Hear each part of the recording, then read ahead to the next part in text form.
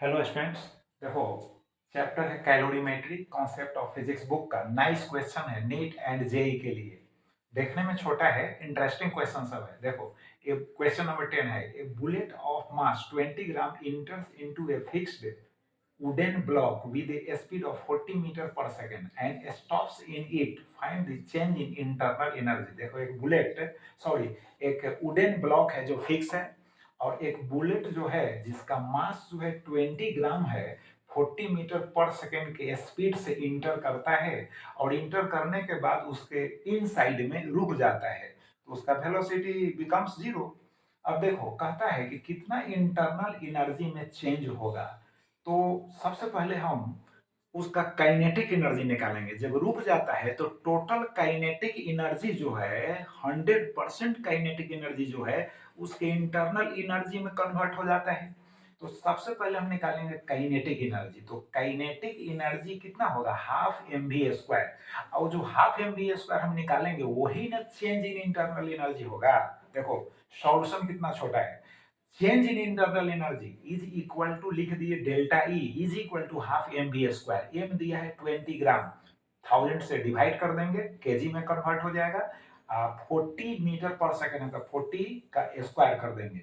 अब देखो, zero zero यहाँ कैंसिल हो गया, है ना, तो टू टू कैंसिल यहाँ हो जाएगा, यहाँ हो जाएगा 40 का स्क्वायर करोगे तो 1600 होगा, डबल जीरो कैंसिल हो जाएगा, 16 जूल हो गया। क्लियर हो गया कि नहीं।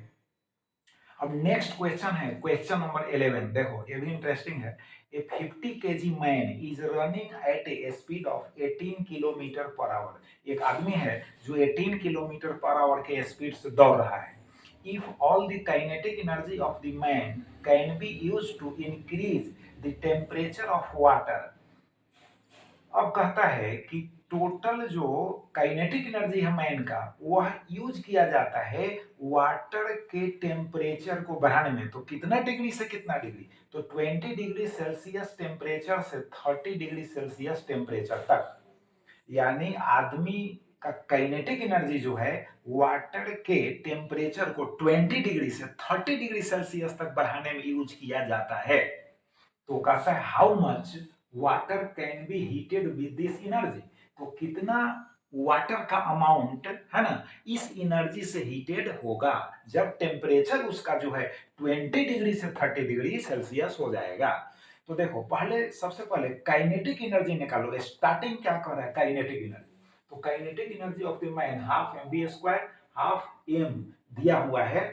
देखो, 50 केजी है, 50 रख दिए, और 18 किलोमीटर पर आवर है। तो पहले भी हम बतला चुके हैं कि 18 किलोमीटर पर आवर है, उसको मीटर पर सेकंड में कन्वर्ट करना है तो 5 बाई 18 से मल्टीप्लाई कर दो, तो 18 18 कैंसिल, तो 5 मीटर पर सेकंड हो जाएगा। अब हाफ इंटू 50 इंटू 5 इंटू 5 हो गया।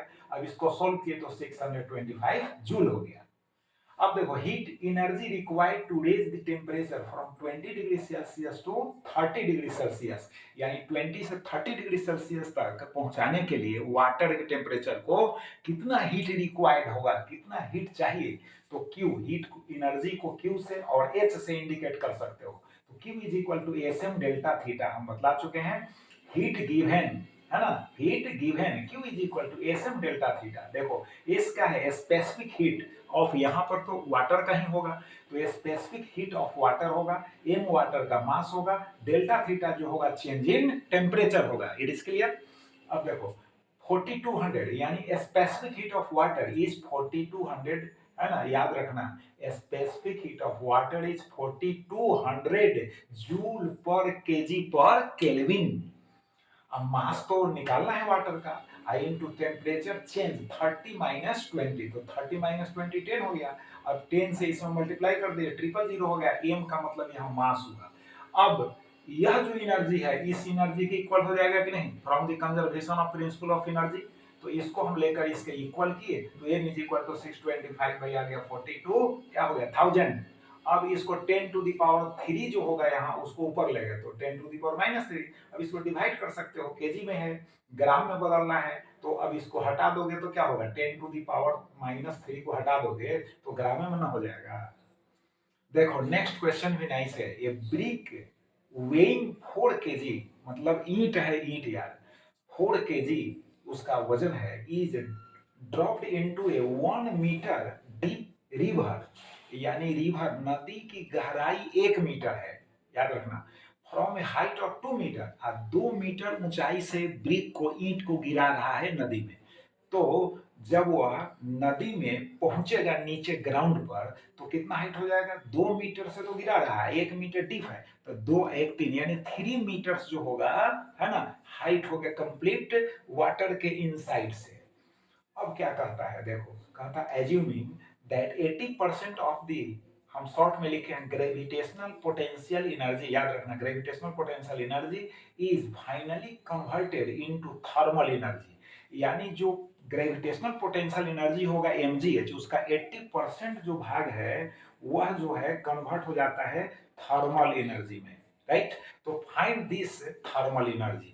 तो देखो net gravitational potential energy is equal to mgh, तो 4 हो जाएगा उसका मास, 10 हो गया, g का वैल्यू 10 रखे हैं, और 3 हो गया हाइट यानी 2, अब प्लस 1 हो जाएगा डीप है, तो 120 जूल हो गया। अब इसका 80% निकाल दो, तो 80% निकाल दिए तो 96 जूल हो गया। अब कैलोरी में बदलना है यार, यही ना थर्मल एनर्जी है, तो कैलोरी में बदलना है, तो since 1 calorie is equal to 4.2 joule होता है, तो 1 जूल इज इक्वल टू क्या होगा, 1 कैलोरी बाई 4.2 होगा कि नहीं, 1 joule is equal to 1 calorie by 4.2। तो यहां पर हो जाएगा जूल के जगह पर हम लिख देंगे 96 इंटू 1 बाई 4.2 कैलोरी हो जाएगा, यानी 4.2 से डायरेक्ट 96 में डिवाइड कर देंगे तो कैलोरी में आंसर आ जाएगा। Thank you. तो अब इसको रिवाइज करो।